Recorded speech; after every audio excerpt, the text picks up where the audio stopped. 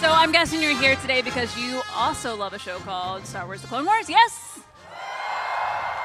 Resounding. You know, we're at 15 years, and what I've decided to think about these anniversaries, don't do the math, number one, and think about we've had 15 years with these characters and these stories and how special it is that we get to come here to look back and have feelings and remember it all. So I really hope you'll help me in giving a very warm welcome to some of our panelists. Yes? Yeah, they're ready. All right, please welcome to the stage Dave Filoni,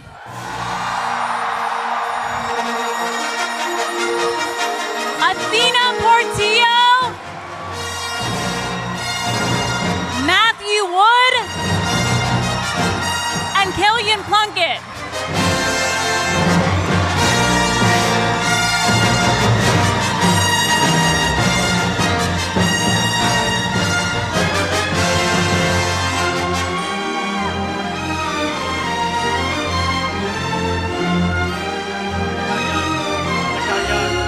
Remember, don't do the math. No.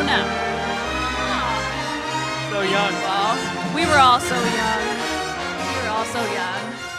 Hey, friends. A long time ago. Oh. Look at this. Look at us all together. Thank you, friends, for being here. It's very exciting that it has been a little bit. Gulp. It's fine. So we thought the best way to kick things off would be to go back to the beginning. And Dave, can you talk about the origin of the show and how it began? Yes. Yes, I can. What do you want to know about that? I was working on a show called The Last Airbender. Oh, they've heard of it. Also very popular. And over at Nickelodeon, and I got a call from a producer from Lucasfilm named Catherine Winder, and she said, we're making a Clone Wars animated series, to which I said, right, didn't you already do that? And she says, yeah, but we're making it now, and we're making computer animation, to which I said, yeah, I don't do that, because everything I did at the time was hand-drawn, still on paper, no computers yet. And for whatever reason, she stuck with me on the call and didn't hang up, which would have been fair. And she said that George wanted to make this animated series, and George recommended me. And I found that also very hard to believe, because I didn't think I'd done anything that he certainly would have seen. And she said, well, would you like to have lunch and we could discuss it? And I said, sure, Catherine, I'd love to have lunch and discuss making Star Wars with you. And then Yes. I feel like a real kind of fool, and I'm like, the guys from SpongeBob are right next door, Vince and everyone, and I know that I've been talking about Revenge of the Sith a lot. They know I'm very excited about this, and that Giancarlo and I had our lightsabers at work, and they're making fun of me, and this is a prank call. And so before Catherine hangs up, I said, look, I gotta ask you, who is this really? And she says, what do you mean? I said, I know this is a joke. There is no such show. And this is, you're just trying to, exploit my love of this thing. And she says, are you Dave Filoni? I said, well, yeah. She says, do you work on The Last Airbender? I said, yeah. And she said, well, you're the guy. And I said, something in her voice told me, oh, wait, this is serious. And the next two sentences were terrible. I said, you have no idea how much the guy I am. I'm making a Plo Koon costume in my garage. I really said this to her. And she told me later that she wanted to cancel the lunch at that point, but she didn't. There's Catherine. And the rest is, what it is. I met her. We got along. I met Gail Curry, who's standing in the photo right next to Rob Coleman. And then I had to interview with George Lucas to get the job, and that was a pretty quick thing. And I thought the whole time they would come to their senses and realize that I was completely underqualified for this job. And I met George, met him. He was super nice, explained what Jedi were to me. I'm like, this is the coolest thing ever. And then he said, thank you very much. And I said, thank you very much. And I thought that was it. And I have a great story for In Line at the movies because I met George Lucas. And then they popped their head in the door and said, he likes you, you got the job.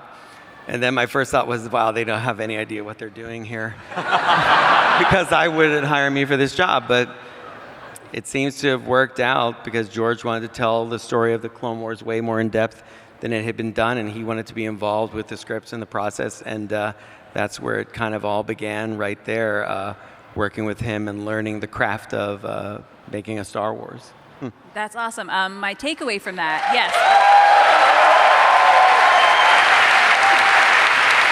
My takeaway, though, is did you finish building the Plo Koon costume in your garage after? Did finish it, and I got the job on Clone Wars, and I did finish the costume, and I wore it to San Diego Comic-Con with another director of Clone Wars who later came on, Giancarlo Volpe, who I had made him a Kit Fisto costume. And somewhere out there are people that actually have photos standing with me and Giancarlo as Kit Fisto and Plo Koon. In fact, I met one of them, a friend of mine, John Schlosser, who's in 501st, and he found a picture of him with me in costume before he knew who I was. And oddly, this is a strange story. I was at the Comic-Con as Plo Koon talking to Ayla Secura, because of course, and she is talking to me and says, I hear they're making a new Clone Wars series. I hope the people know what they're doing, who are doing it. And I said, yeah, well, I think they're going to do their best. She had no idea.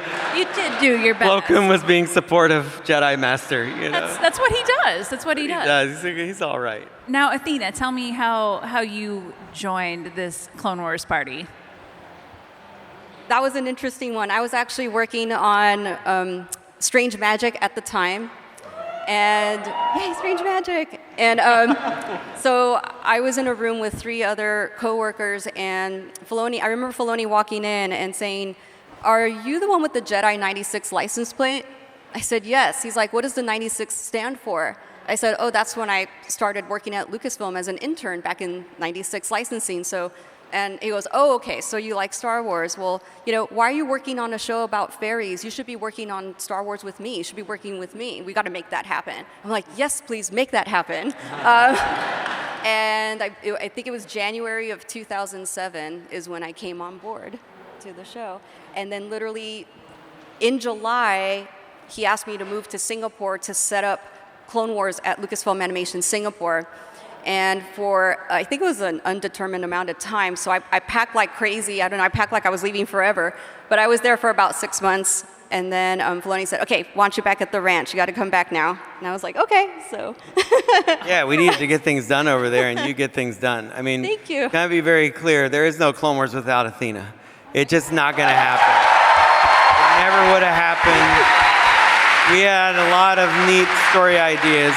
But if you don't have somebody to know how to move the ball down the field, and she does, she makes it all work. And whatever idea I have, you've always come through. And you still, Bad Batch is a great show because of you. That's very...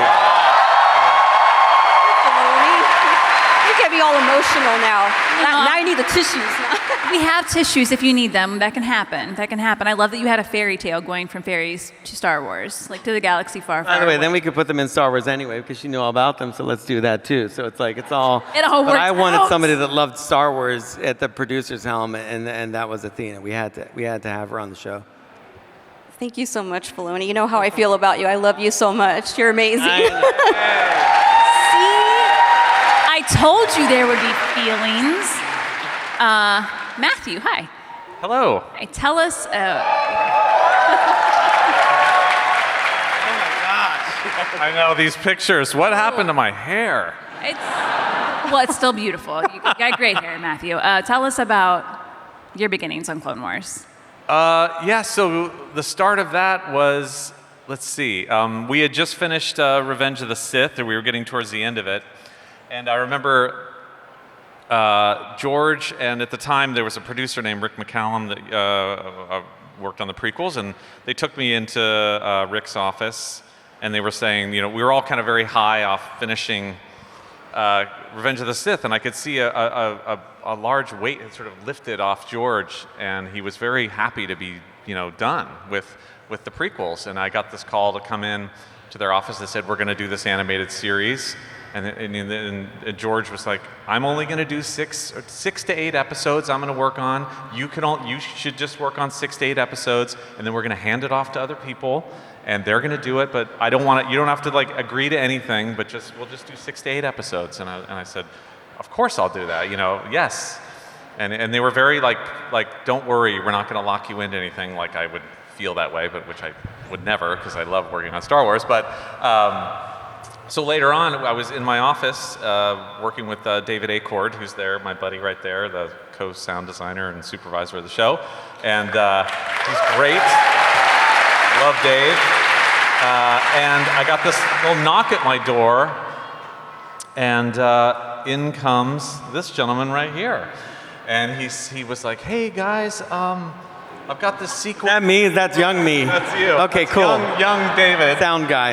Young Dave comes in, he's like, I've got this sequence we're working on. I think you either had it on tape or you had it on a disc, or there was something that he had, and I felt like he was sneaking it over to us. Because we were all on Skywalker Ranch, but they were in a different building, and he's like, we got this sequence, and there's these, and he started showing us some storyboards and things of the cliff sequence in that episode, and I was wondering if I could get your sound effects in there, if we could help me out, and I was like, yeah. And then that's kind of how it was born, and I always love that, like, George himself was like, I'm only going to do 8 episodes, and you only have to do 8, cut to, like, years later, we've done 100 episodes, and because everyone just loved it so much. And we loved, and it was such a tight-knit crew. And George, watching him, because I'd worked with him on the prequels and Young Indy and all these movies that we had done, and watching how happy he was, George working on every single episode with you and the crew, and he was just a kid in a candy store having fun with this show, and we all did. It was infectious, and Dave and I and Juan Peralta there, that was the core sound team, and it was just a couple of different offices, and we did the entire show ourselves, and it was like a first for Skywalker, and I got to do a whole bunch of voice acting for it and expand my career from what had happened on the prequels. Wonderful opportunities and nothing but happy memories. And Yeah, that's the thing. You're the battle droids. That's right. You're every single battle droid. We blasted. Yeah, all the droids in the show are fun. Say you're famous. Which one is it? What? You know what it is. Oh, what? Roger, Roger. There it is. Yeah. They love it. Yeah, I love the battle. I mean, he was just in Mandalorian last week, so I was very happy to be Battle Droids back. But yes, that was my experience as the start on that, and I'm so happy to be here and talk about it. Nice. Well, I think we're all excited. I mean, look at the size of this crowd. Clearly, it wasn't just 6 to 8 episodes for a reason. Killian. Hi. Hi. I'm so glad you're here. Very loud. Tell us what were you doing when you got brought on to Clone Wars? What was the... Well, if you're looking for someone to blame, it would be Henry Gilroy, because Henry was the head writer on season 1 of Clone Wars, and I'd known Henry for a long time because I had worked in comics. So I had done a different I'd actually worked on some Star Wars comics. I worked on Shadows of the Empire for Dark Horse. And I knew Henry, and Henry had said, oh, there might be maybe some work on this Clone Wars thing, because there was a small art team in place. And I thought, well, this is much like Dave. This will be a fun story if this turns into anything at all. It's probably going to be like 2 months' work, and I might get to do, a battle droid's shoe or something. I'm not going to get to do anything major. And then Dave and I met, and I know we're celebrating 15 years of the show actually airing, but we met 18 years ago because it was 3 years before anything was shown to the public that we started. It's a long time ago. And yeah, so we met in a food court, I think in Sherman Oaks or somewhere. It was not very glamorous. It was not very cool. And then we went to KB Toys and saw a cheap Star Wars. We did, guys, yeah. That's what you did back then, when there was KB Toys. Yeah, it doesn't exist anymore. And it was very much the sort of thing where I thought, well, this would be fun, but I guess it's only going to last for a little bit, and I'll do that and see what happened. And then I ended up being on the entire run, all the way from the very first episode to Vader lighting up Ahsoka's lightsabers. It was crazy. Yeah. I like how you all thought, like, oh, this is just going to be we'll just do this we're just going to do it. And we'll have a few things. It'll be great. What a memory. And here we are. There's nothing like it at the time. Like, there was the micro-series, which was fantastic, but there wasn't anything on the scale that George wanted to do. And, like, just on Killian, it's like I needed somebody that understood the intricacies of all the design. You know, Roger Christensen and everyone had done Ralph McQuarrie in Star Wars. And so there are people that know when Vader's helmet is different or his costume is different or his lightsaber is different and what those choices are. And you don't have time to explain it to everybody. And so you look at Killian's drawings and he understands all that. In fact, he'll debate you on it. And we would have all these debates. And a guy that worked for us named Gary Shepke, they got in a big debate with me about Wedge Antilles' helmet because I knew it was green on the front and they were saying it was gray. And so we arranged a trip to the archive building on the ranch, Just which so casually, you're only let's go supposed to check. do for research. But we acted like it was going to be doing for research. And we went down there, remember this? Oh, yeah, We yeah. got But the thing helmet is, out. we always had very intense research. It was like every week we'd find Right, we wanted, but something we were very important. sometimes researching, but this time it was over a wager, and we wanted to see this helmet, so we got the helmet out, and then they looked away, and I was like, yes, it's green, and then we acted like very professional, but that's how I got to see Plo Koon, and we got to see all and we of actually this. turned it into an award for whenever someone referenced something from the movie. Green Helmet Award. wrong, it was the green helmet, and it was like, yeah, you've done it again. Because a That's lot the of green things on helmet. film look a different color than they actually are, you know, when you see it in person, and that like it's like the AT-AT driver. It's a completely different color armor than what we all grew up with, as we found out. But I still like the white helmet, to be honest with you. But still, very, very, very light gray is also cool. So Which you learned on one of your research trips. no, because they don't have one. That they found the AT-AT driver helmet was recovered several years ago, but I don't know if we have one at Lucasfilm, to be honest with you. I have one though, but Well, I it's was not going to real. say, yeah. It's not official, but it's pretty darn close. Of course it is. Of I'm course. just saying. Of course. So Athena, you know, you said you had to go back. He called you back to work at the ranch, and that was something unique about the show. You worked at Skywalker and at Big Rock, like day in and day out. What was that environment like, and just being so close to collaborate all the time? So what's interesting is after the 4 years in licensing, I was exposed to visual effects at ILM, and I told myself that I wanted to do visual effects for a bit, but with the intention of always coming back to Lucasfilm, primarily because of its culture, because of everybody I had an opportunity to work with. It's a family unit. Everyone cares about each other, truly. Everyone's honest with each other. It's just, it was an amazing feeling that you don't really necessarily get anywhere else. So I went away for a little bit to learn visual effects, and I did come back, and I'm staying here.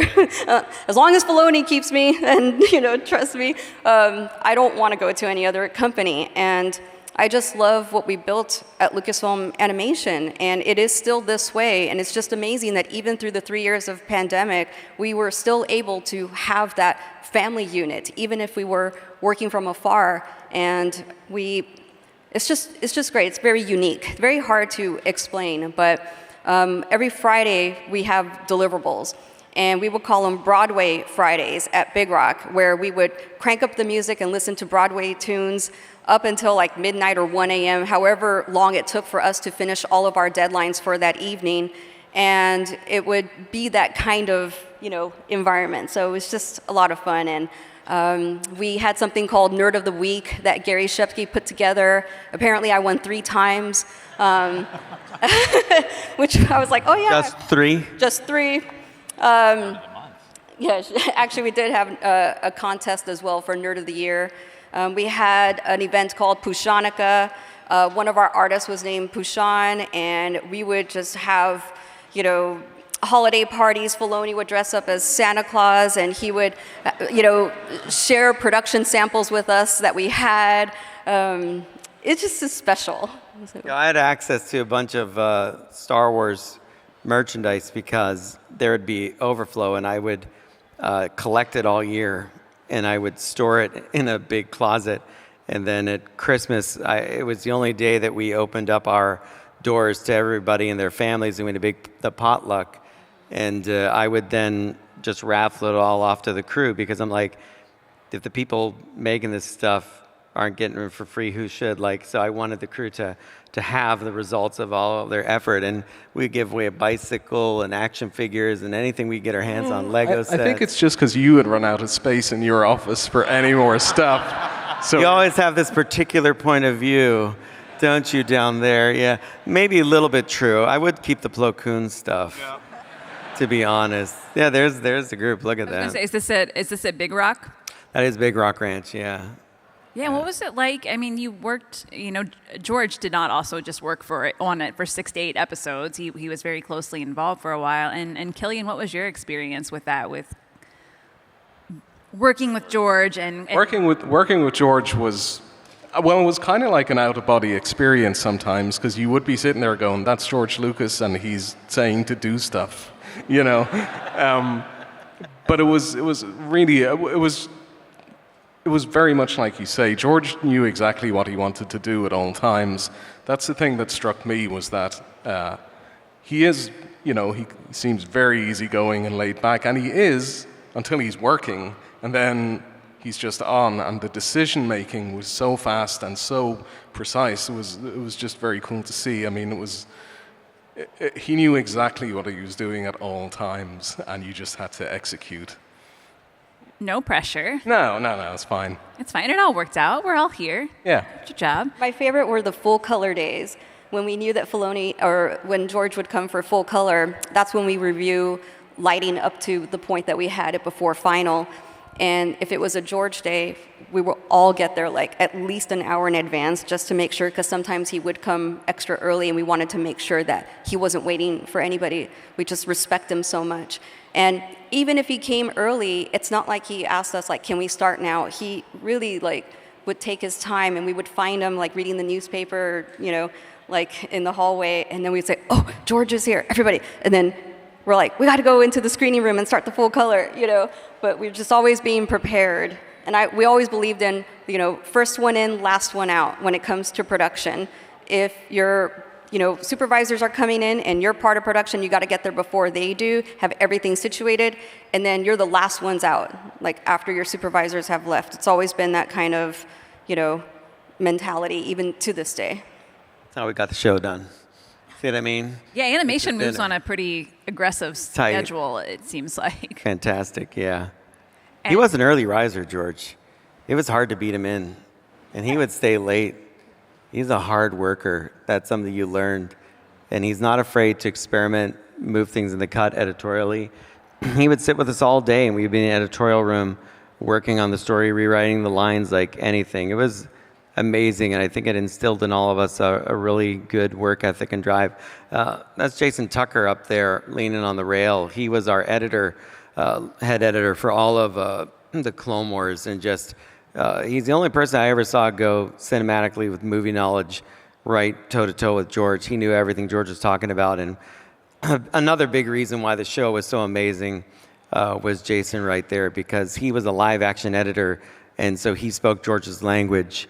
And that made all the difference early on, because the way we shot Clone Wars was completely different than anything animated at the time. You hear a lot of talk about virtual production now in live-action films, but George had us doing virtual production in 2005, which means that if you saw, a bunch of gunships on a landing zone and clones running around, he taught us to stage it like we're in a big stage, a sound stage, and move all the pawns and the figures and simply animate them and get the camera coverage down and how you would cover camera angles. And then you would roll the cameras, so you could put 30 cameras in the scene and roll it. Normally you'd have storyboard panels, which are static images, pose to pose to pose. This gave you flow, it gave you movement, and it gave the editor a whole bunch of coverage to cut with as you would cut live action footage. And Jason knew how to do that. And the way George taught us that, it is the only reason that I later was able to make the leap into live action, because I realized that's exactly what George had taught me. So when I got on set with John and Greg Fraser at the time to do Mandalorian, I was like, this is just previs, but with real people. And so, you know, it was a really kinetic moment for me because I kind of came the other way. And George went to animation and I went to live action, but that's all thanks to George, really.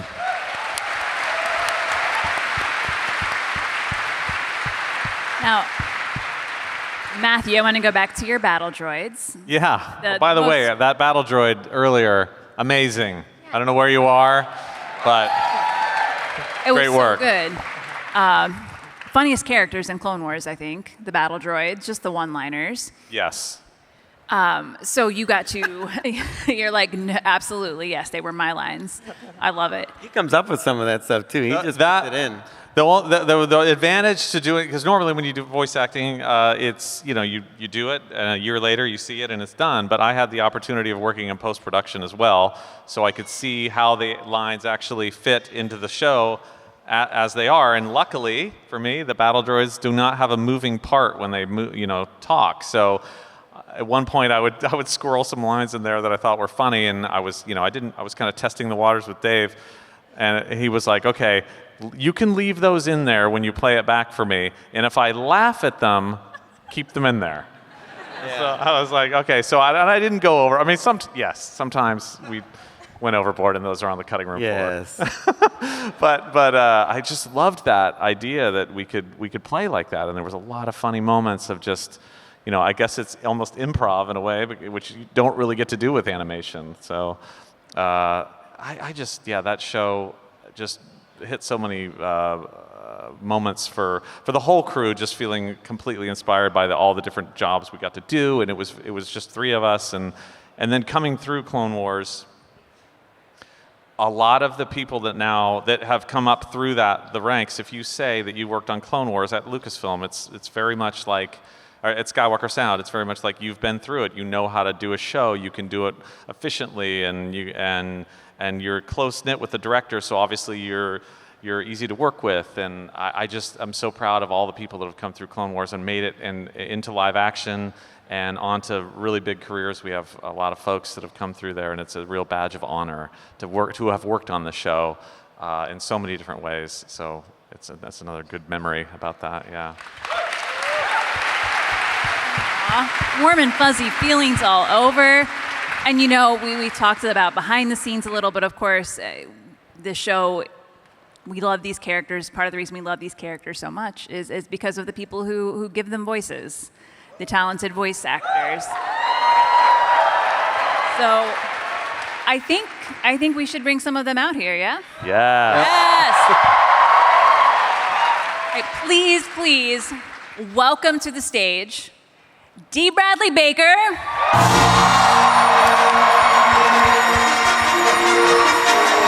Ashley Eckstein.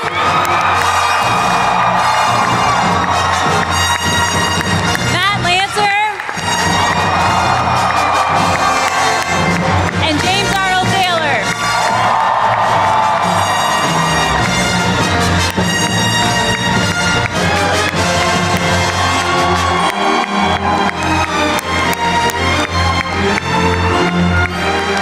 Hello there.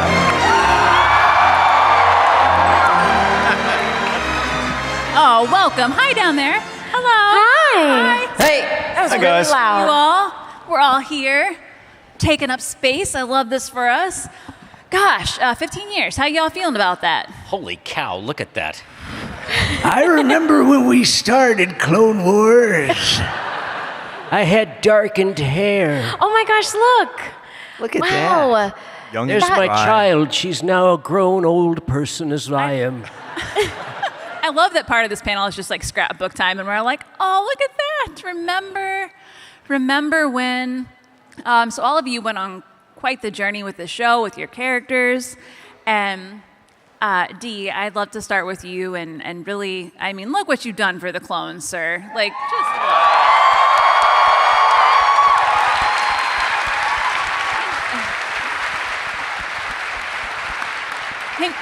Can you take us back to the beginning and getting that brief? Like you're playing everyone. It's amazing to look back and to think of just the kind of blue sky expectation and just not knowing what this was or where it was going to go. having no idea, and here we are, how it's fulfilled and found so many different stories, and it's so incredible. It just really knocks me out. Yeah, the stories have gone on and on. It's been really awesome. And Ashley.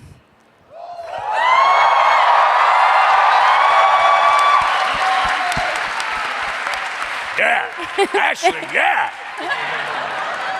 Ashley goes, boom, yeah.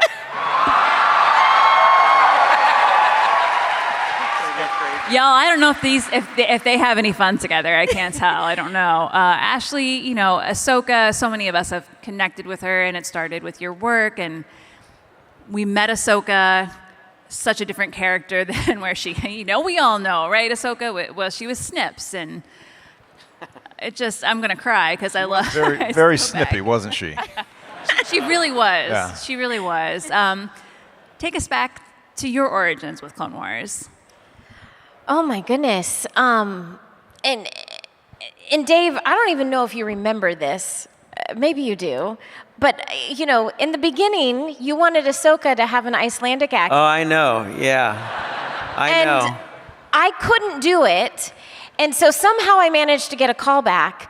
And you told me to practice my Icelandic accent. Yeah, it seemed like a good idea at the time. Yeah. So Yeah. I did, and I found like the top dialect coach in all of LA, and I studied and studied and studied. And I thought, as I say this in a room full of people, many of whom probably have really good Icelandic accents, and I thought I mastered it. So I so proudly go to the callback, and I say my first line in Icelandic, and you tell me, you're like, no, can you make it sound more Icelandic?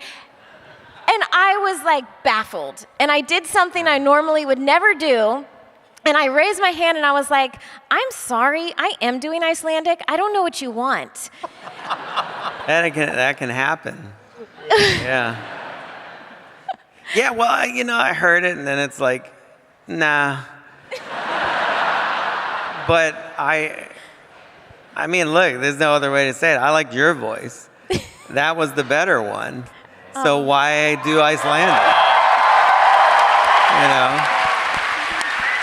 Well, thank you. I was shocked when I found out I got the part, and I was like, do they want me to do Icelandic? And It's all a clever directing ploy to see what. No, I don't know. I guess I thought I knew what Icelandic was, and it's not that I think you did it poorly. You just beat it with yourself. I mean, it's wonderful. Like I've always said, it just sounded right to me, and that was the character. You know it when you hear it. There you were. Thank you. Well, I just remember. Thank you.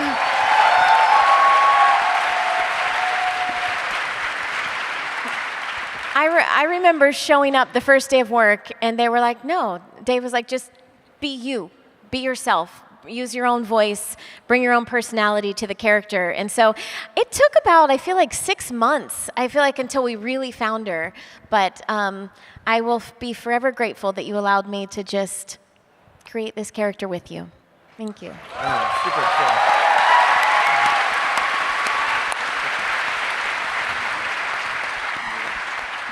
See, we're gonna need the tissues, I feel like this is where this is headed. Everybody's just like, remember when? We all love each other. We do. Matt, tell me about... The chosen one! Tell me about your process in getting to be a Sky Guy, Anakin we love. Yeah, when I went into audition, it was Dave was in the booth, Catherine Winder was in there. I went in and it was a big secret. They told me it was a character, Deke Starkiller. So I tried to do my research and I didn't find much. So I went in there and I remember Dave just saying, do whatever, here's a scene, do whatever you think Luke and Han kind of sound like together. And I remember the scene was with R2 and I did it. And that was kind of it. And I think I went home and within a couple of days, I got a call that, oh, you got a job, and oh, by the way, it's for Anakin Skywalker, and oh, by the way, he's one of the leads on the series. So it was pretty quickly then up at Skywalker Ranch. I don't know if a lot of people know this, but I was actually recast. We had an Anakin previously that had done a couple episodes, I think. He was Icelandic. The original. And it just didn't Seemed sound like a right good to me. idea at the time. So yeah, quickly I was up at the ranch chatting with George and up there with Dave, just kind of walking me through this Anakin and how this Anakin was going to be a little, different, I guess, a little more heroic, a little more bravado. We kind of got a chance to develop the character and show him as this hero that we heard about, but we didn't really get to see that the transition from, Attack to Sith was so quick. And I'm just honored that we to be a part of fleshing out this character even more and really made him into a hero. That way you guys care about him and we care about him. So when he falls, yeah. So when he falls, it's so sad and it's so much more tragic because it's a guy you don't want to fall. So yeah. I certainly didn't want him to. You're my brother! No, you know what? I told James that when he says that line in that voice, it makes me have feelings, and you did it. That's why I did it. You used it against me. Makes me have feelings too. Here, wait. I hate you! You are my brother, Anakin! I loved you! I have the high ground! For you, Amy. Thank you. Thank you. I'm sure anyone who knows me knows I really love Clone Wars. It is my Star Wars. So being up here and the tissues are going to need to happen. Thank you for that, James. And James, I mean, Obi-Wan, Plo Koon,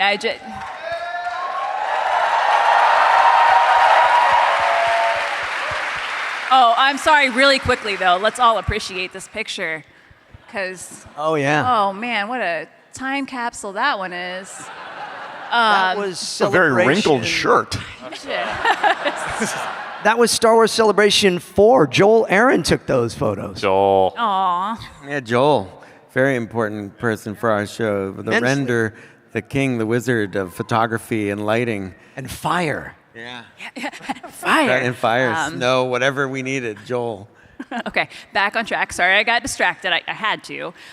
James, tell us about coming to the show and finding, this Obi-Wan. Right. Well, my journey with Obi-Wan began actually 20 years ago for the micro series of the Clone Wars. So I don't know if you guys know that. But back then, I always joked it took longer to park my car at Cartoon Network and walk than it did to record the lines, because it was always like, that was Anakin. Anakin? Anakin. Okay, James, we're done. And that was it. How many ways could you say Anakin, And so then they brought me in for the Revenge of the Sith video game, and it was when we were doing the scenes.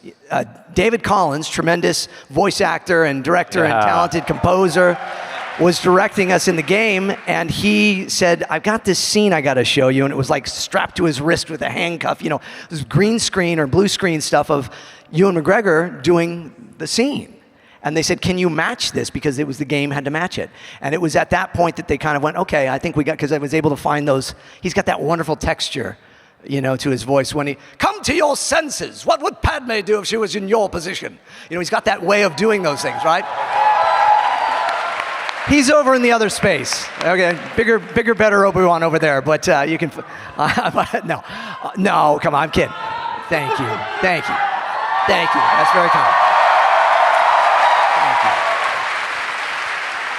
But so it was just it was a great honor, and it is a great honor. And then getting to meet Dave and get to work, and Henry Gilroy and all of them came in, and so I was just very blessed to be able to be a part of all of it. And then Plo Koon, just one of my absolute favorite characters too.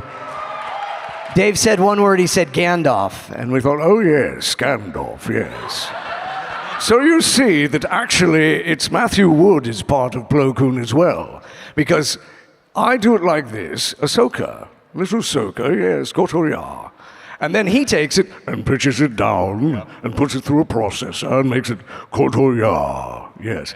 But didn't we I started watching the second season, And I was listening, and I'm just a mimic. Whatever I hear, I repeat. And so I heard Plo lower. We got an endless loop of going low because you kept doing it as low as we'd make it lower, then you'd do it lower, and then when do I stop processing this? We're going to be down like humpback whales are going to start beaching themselves.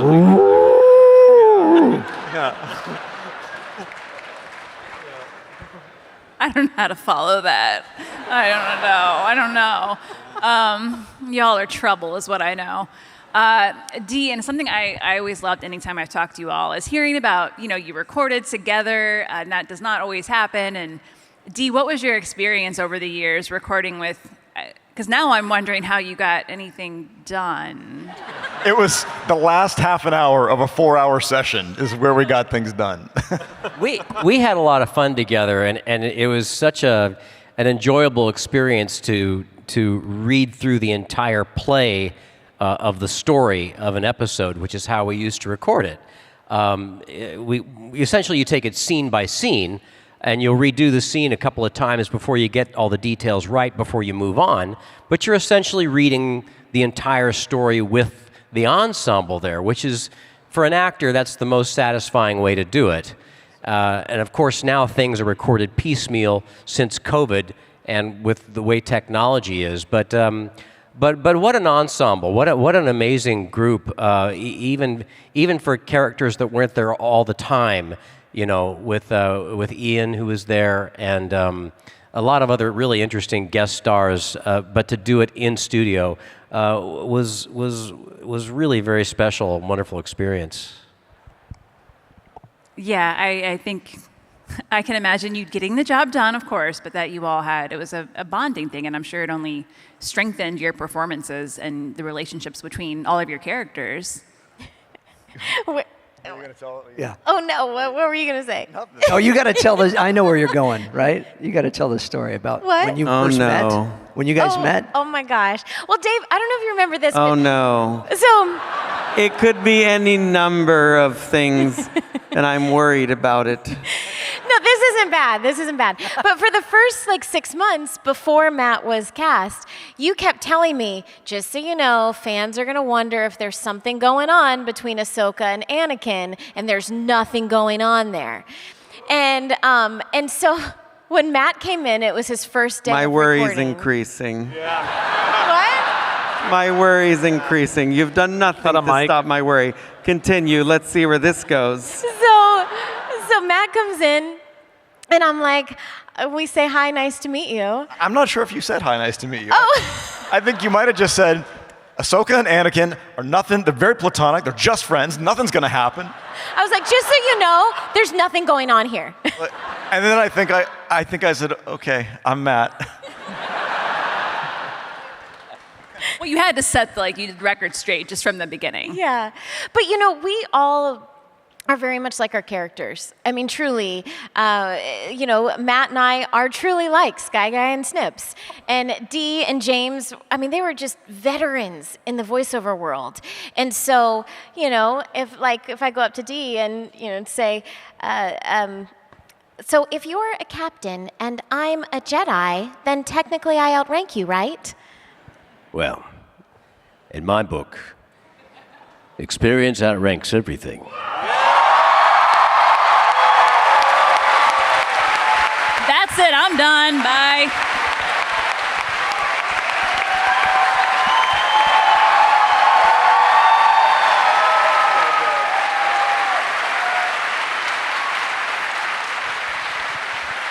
So we're all really close because Matt and I learned a lot from Dee and James and everyone else on the cast. We pay them to say that. Well, and I do want to point out, of course, we have some key members of cast who aren't here in London, and including, of course, Kat Tabor's Padme and Tom Kane's Yoda. Yes. It just, again, what a treat to see more of those characters and to have richer stories and to see more of Padme and Anakin. What was it like developing, their relationship working with Kat? Yeah, that was a lot of fun. One of my favorites is with Clovis. There's a Clovis out there today, by the way, which was really great. The photo op was really fantastic because But yeah. Kat's amazing. Always has been, and yeah, it was a pleasure for sure. Nice. And I also really want to remember, and I would love a round of applause for Ian Abercrombie, our wonderful, wonderful emperor. I mean, not usually he is a wonderful Ian. emperor. It was worth it in the lobby. Every time we were waiting to get in for the studio, Ian would be out there and he would be telling us stories. Remember, he always had colorful socks. And he would tell his stories, and he would say those were his Seinfeld socks. I don't know if you all know him from Seinfeld as Mr. Pitt. And he loved acting, he loved performing, and he loved being a part of all this. He was just such a joy to be around. And it's really interesting to be around somebody who's so good that it just becomes effortless what they do. And it's almost frightening to see this gentle, sweet man suddenly switch into Palpatine. It was a remarkable thing to see an actor of that caliber do his thing. Really, really wonderful. One of my favorite things about him was that he would always wonder how evil to go. And he would have read the whole script and be very prepared, and then I would be there early and sit down with him, and we would go over it all. And for me, George really insisted that a lot of times there's a voice director. It's different than the director of the animation, but George insisted that I be the person directing the actors. He wanted me to learn that skill. George insisted that the thing was done ensemble, so I would learn to deal with multiple people at one time. And you can see, it is something to deal with these multiple people at one time. And it's like throwing super balls in a room with a bunch of cats. But you learn certain skills, but definitely from, Ian, he was, like you said, so veteran. I think he really took my interest in directing and fostered it and was teaching me better ways to communicate with actors, which is a key skill. And every actor needs kind of a different method of input. But in all honesty, on Clone Wars, I was very spoiled because you guys are all so talented. I learned so much from getting to direct you. I felt I only needed to guide you through the galaxy, and you would all heroically get there. And just to be clear, I mean, for everybody up here, it's hard for me because I fully recognize everything I'm doing now at Lucasfilm and Star Wars. It's based on the bedrock of so many people, and these are just some of them. And I so appreciate all of you and your skills and talents. And I take you with me on every project I'm ever on. You're so meaningful to me. And I'm so grateful for your hard work and what you've given to Star Wars and myself. So thank you guys so much.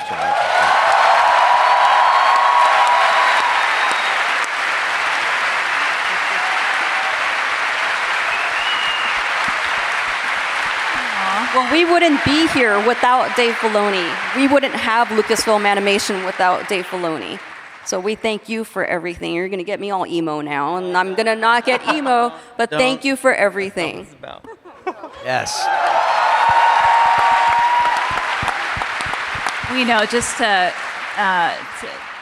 cheer things up a little, Dave, I'd love to go back to the recording room with all of you. And I don't, it's been a minute. We're talking 15 years. But I am going to ask you to dig back and share some of your favorite moments, either in the recording room or even since. I know you all do a lot of conventions together, and it's like we still get Clone Wars in a way, and I love it. Yeah, like Matt was asked that earlier on the live stage, like what was it like getting back into the skin of Anakin or Obi-Wan?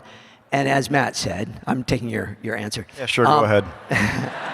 Because we're family, we really are, and we still see each other all the time, which is fantastic. And there's always been, Lego projects or games or other things that we've been able to be involved. So we've never really left the characters, and they're always with us. And I think that that's the beautiful part about it. And so we still get to do the fun voices every once in a while and say hello there. Yeah, it's something that I feel like I never put down. Anakin's a part of me.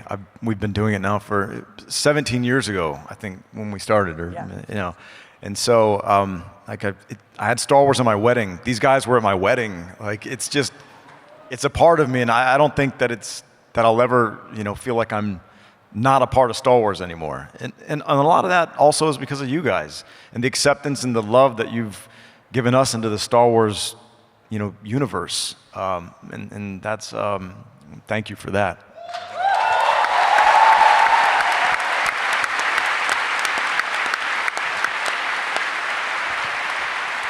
And something I'd love to know, Killian and Matt, is if, as the years went on and you worked with them closely, how did their work bringing those characters to life inform each of your, roles with the art and the sound going forward? And Killian, let's start with you. Well, I do know that when it came to season 7 of Clone Wars and we knew that we were going to finally sort of make Bad Batch, just after hearing... Yeah! Boom! I think after sort of hearing Dee for so long, I actually sort of thought we should change the Bad Batch faces to look more like it. Because originally the designs for each member of Bad Batch were quite pushed, and Hunter looked, remarkably different to Crosshair, and there was a point where they began to not really resemble Rex anymore, and I felt that there should be some of Rex in every Bad Batch member's face. It's because Dee's voice is so much that character now that I just heard his voice all the time whenever I was looking at any member of Bad Batch and thought we should capture a little bit more of what Rex is, and I think it works really well. I think you sort of believe that they are unique, but they're still part of, the sort of Django DNA, and I think, for me now, I just sort of hear Dee's voice. They are different, anytime. but they are similar.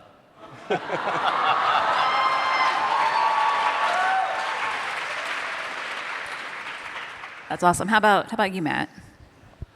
Gosh, I think when we got to the scene where the confrontation between Ahsoka and Anakin and the cracked mask scene, which was so pivotal, that was always just such a moment where the culmination of everything was happening at once. We had this beautiful design of the shots. We're all in widescreen. It's got a full orchestral score going on and world-class voice actors going and all that. And it felt like these arcs that we were doing were like miniature movies, and we treated them as such.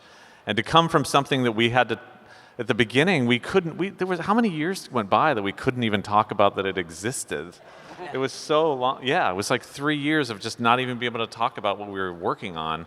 And we got to this culmination of making these miniature movies with a world-class cast, and it was just such an incredible place to be. And to be here now, to think about that now, and all these people here that love it, and we came from this small little thing at Skywalker Ranch. It's such a beautiful moment to be here up on stage with everybody. But yeah, that definitely informed the sound and how we went forward, and to contribute to this thing that's, 50% of the experience is sound, is what George likes to say, and Kevin Kiner's music, which we have to mention that.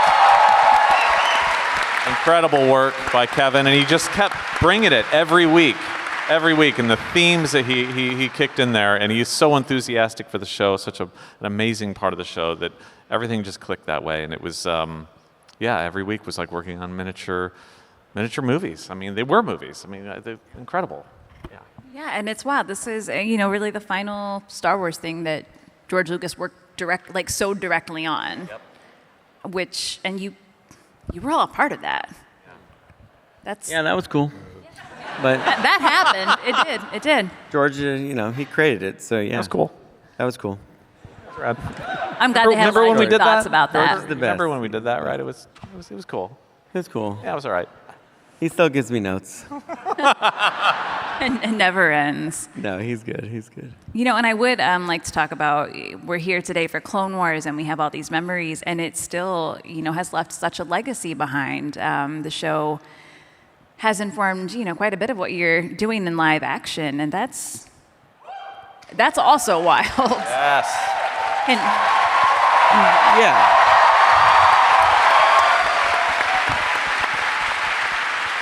Yeah. Can you Of talk course. about Of course, yeah. I mean, I like these characters, so I've been, with them in my mind. I see them all the time. I'm working on the story all the time, and they're just my favorite. I mean, it's weird in Star Wars to say your favorite characters are ones you've been a part of creating, but they are. And, as I learned from George, I wanted to get into some new challenges and do different things. Once I, had the opportunity to finish the Clone Wars, which thanks to Carrie Beck, I really got to do that. So you all got to thank her. She produces Carrie Rebels Beck with us along with Athena, and it was her idea for us to go back and do a final series. That last season of Clone Wars really benefited actually from my experience working with Jon Favreau on Mandalorian season 1, because I finally, like I said in the beginning, was able to put all the math and teachings together that George had taught me into the real practical sets and how it worked. So when I went to do the final season, especially the last 4 episodes on Mandalore, I understood what the job was to do there. And it had always been, my dream to interweave it with Revenge of the Sith and to be delicate about, you never want to influence or change anything in those movies, but to use them as a place to show you where in time these characters actually were, which was so vital. And by doing that, link the two, so you understood these characters always were there. And it's probably my favorite thing that we ever got to do. And I love that ending series, and just to work with you guys again.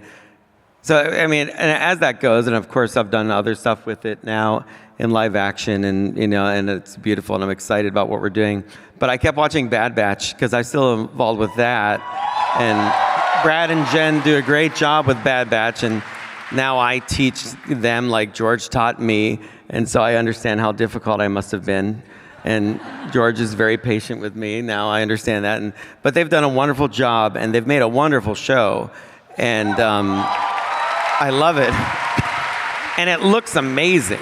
I'm like, well, I wish season 1 of Clone Wars looked like this. So, but it was a long time ago. A long, long time ago, evidently, according to you. And, but it made me think, wow, I would like to play with that animation that we're doing now. And so on the airplane, when I would travel back and forth to do the shoot on Mandalorian, I would write short stories that were like little fables that I thought, well, this would be cool. This will explain why she's capable of battling off all these clones when other Jedi weren't able to. And that would make sense to me, because I could understand where people are like, how could she battle all of that off and Plo Koon couldn't, because of course Plo Koon could have done it. What? If he wasn't in that fighter, he would have been fine. But well, I think that's my story, and I'm sticking to it. If Obi-Wan can cut Darth Maul in half and he can survive, Plo Koon can survive Order 66. I've made that case. I've made that case to George. I've made that case to him directly and got a no. But anyway, so I started writing these little stories, and I especially liked one after I wrote that one, Practice Makes Perfect. I wrote the story about Ahsoka and her mom, and that was particularly kind of special to me. And so, of course, I showed it to you and Carrie Beck, and Carrie says what she always does. She says, would you like to make these? And I'm like, Last time I did it, I ended up having to make a whole animated season. Yes. And then she disappears, and she comes back, and she finds the money with you, and then we had to make a whole season of Tales of the Jedi.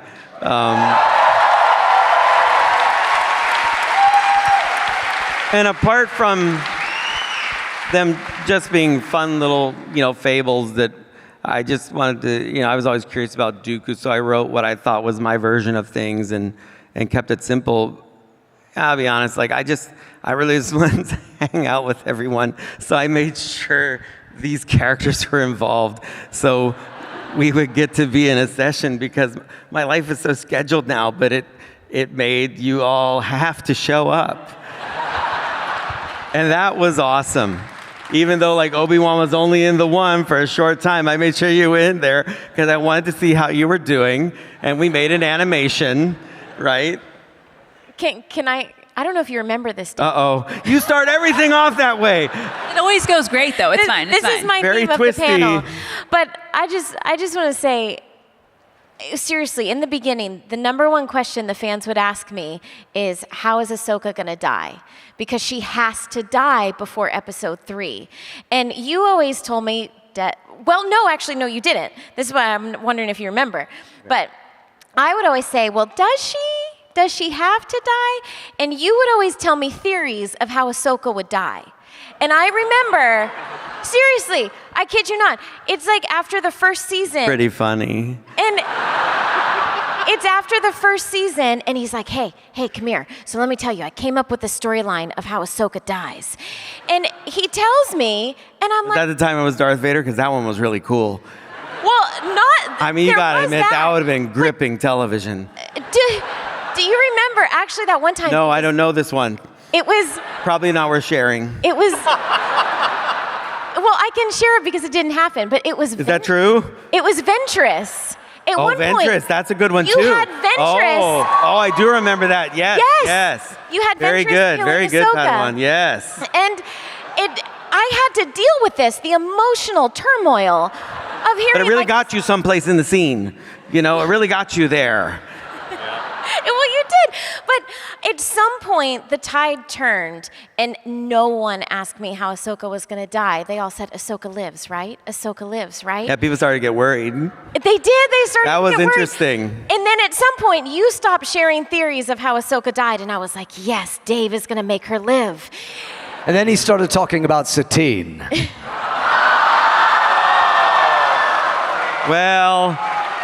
Well, that one didn't work out so well. That was a surprise that day. James, it was never going to work out, I hate to tell you. In my head, it Not like did, you though. wanted it to. I would have shaved my beard. In my head, Obi-Wan and Satine are living so many happily ever afters in my head, but it's not Star Happily Ever After. It's Star Wars, so I accept it. I don't like it. Yeah, you do that a lot. Yeah, that was Yeah. tough. Yeah, yeah. One I day look you're- back at it and I'm like, what was wrong with us? That doesn't matter. One day you're rolling in flowers on Naboo. The next day, You just anything never can know. happen. You never got a know. little possessive, Matt. That's not a good thing. That's an attachment. Oh boy, oh boy. You let your fear overcome you. Attachments are for Jedi.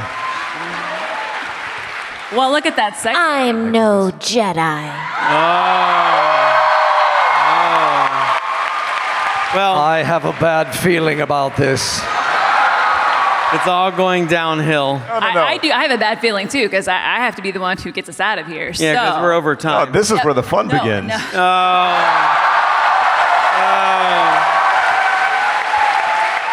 Oh, I actually could do this all They day. can do this all day. Yeah, Trust me, I've seen it. I'm on board. This is but how we generally- went over budget a couple times. Ask her. But you two, you as well. You do have something you can share. I do, yeah. You I usually mean- don't get to do that, but Well, Tales of the Jedi was so fun the first time. I decided to do some more. But there are more. Yes, there are more. So that'll be fun, and because what's become apparent to me is like there's a very important thing the Jedi have to do. It's they have to pass on what they've learned, and so though I've gotten progressively busy in other aspects, I do take time to teach all of my younglings and Padawans animation.